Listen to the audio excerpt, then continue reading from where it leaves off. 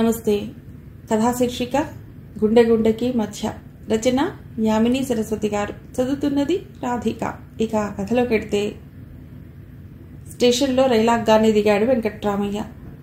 ఇష్టం లేకున్నా అత్తవారింటికి వెళ్ళక తప్పక వెళ్లే కొత్త పెళ్లి కూతుర్లా దిగాడు.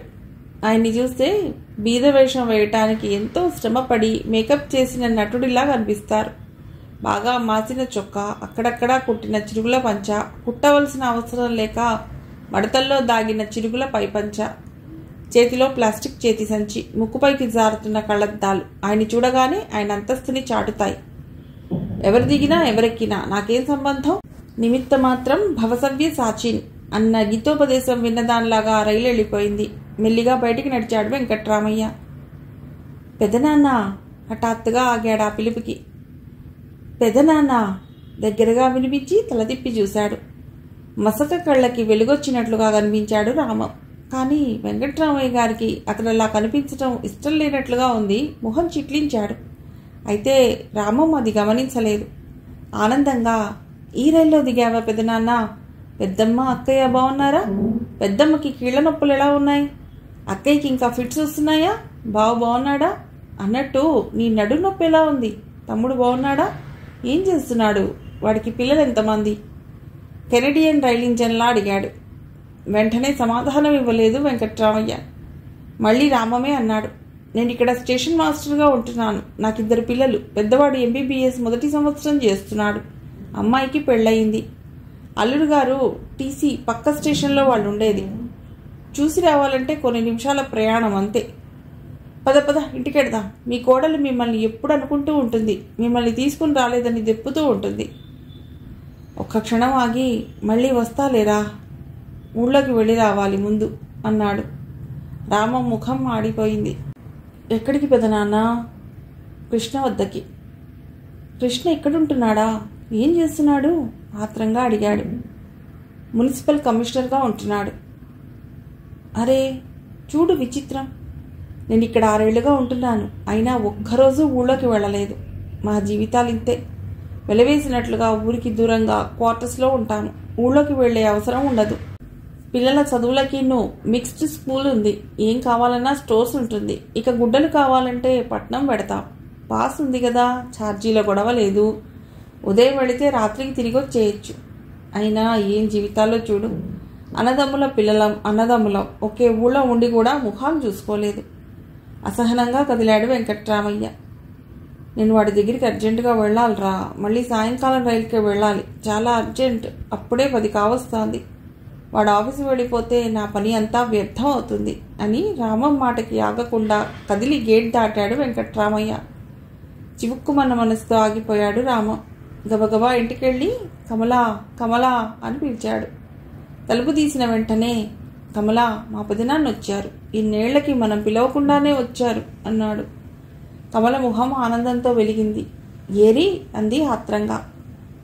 కొద్దిగా చిన్నపుచ్చుకున్న మొహంతో ఊళ్ళోకి వెళ్ళాడు. మా తమ్ముడు కృష్ణ ఇక్కడే ఉంటున్నట్టలే, అక్కడికి వెళ్ళి వస్తానన్నారు అన్నాడు. అదేమిటండి, ఇంటికి వచ్చి కాళ్ళు మొహం కడుక్కుని కనీసం కాఫీ అయినా పుచ్చుకుని వెళ్ళొచ్చుగా అంది విచారంగా. ఆయన ఎప్పుడో అంతే. నా మీద ప్రేమ చూపేవాళ్లు కాదు. తల్లి తండ్రి లేని నేను వాళ్లపై పడ్డానని బాధపడేది పెద్దమ్మ. ఆయన తమ్ముణ్ణి మరదల్ని నేనే మింగినట్టుగా బాధపడేవారు. ఆయన వారాలబ్బాయి పెట్టినట్లుగా పెట్టేవారు. కానీ నేను అవన్నీ గుర్తుంచుకునేవాణ్ణి కాదు. అనాథగా ఆశ్రమాల్లో రోడ్లలో బతికే బతుకు తప్పినందుకు సంతోషించేవాణ్ణి. కష్టపడి చదివేవాణ్ణి. అందుకే ఎప్పుడూ ఫస్ట్గా ఉండేవాణ్ణి. SSLCలో 500 మార్కులు రాగానే పోస్టల్కి అప్లై చేయగానే ఉద్యోగం దొరికింది. వెడితే చాలన్నట్టుగా ఉండిపోయారు 2. చాలామంది పై చదువులు చదివి ఇంజనీర్లు కమ్మన్నారు. అయినా ఉపాధ్యాయుల సలహా కంటే స్తోమత ముఖ్యం అనుకుని పోస్టల్లో చేరిపోయాను. తర్వాత ప్రైవేట్గా MA చేసి ఈ రైల్వేలోకి వచ్చాను. కమల మాట్లాడలేదు. కమల, మళ్ళీ సాయంత్రం పూట రైల్లో పెడతారట ఆయన. ఏదైనా స్వీట్ తయారు చేయి. ఆయనకి స్వీట్స్ అంటే చాలా ఇష్టం. దొడ్లో కొబ్బరికాయలు తెంపి బర్ఫీ కూడా చేయి. అదంటే ఆయనకు నోరు ఊరుతుంది. మిరపకాయ బజ్జీలు చేయి. దొండకాయ వేపుడు చేయి. వీలైతే భోజనం చేస్తారు. నేను పెడుతున్నాను అని హడావుడిగా వెళ్ళిపోయారు. భర్త కళలు తెలిసిన కమల ఆశ్చర్యపోలేదు. ఆయన అభిరుచికి అనుగుణంగా తయారు చేయడానికి వెళ్ళింది. రైలు స్టేషన్ దాటగానే రిక్షా వాళ్లు చుట్టుముట్టారు వెంకట్రామయ్యని. ఎవరికి సమాధానం ఇవ్వకుండా కాస్త ముందుకు నడిచి ఒక్కడే ఉన్న రిక్షా దగ్గరికి వెళ్ళాడు. బాబు, మున్సిపల్ కమిషనర్ గారి ఇల్లు తెలుసా?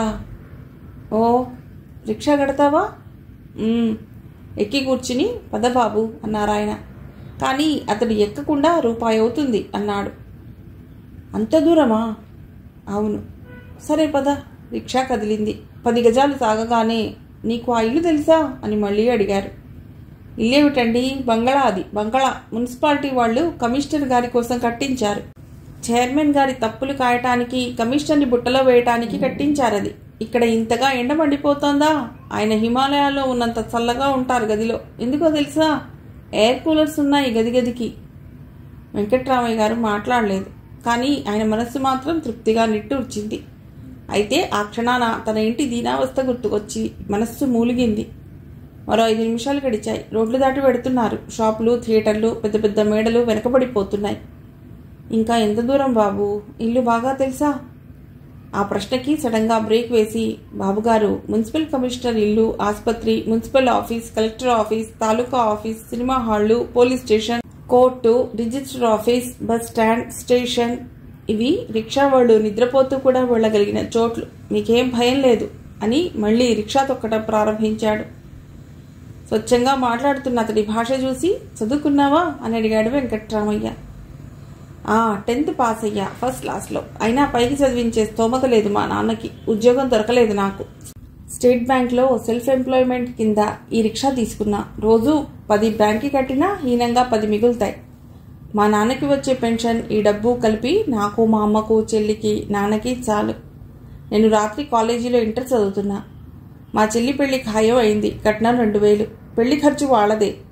ఇంకో 4 రోజులుంది పెళ్లి. కట్నం డబ్బు ఈ 3 ఏళ్లలో దాచింది చాలు.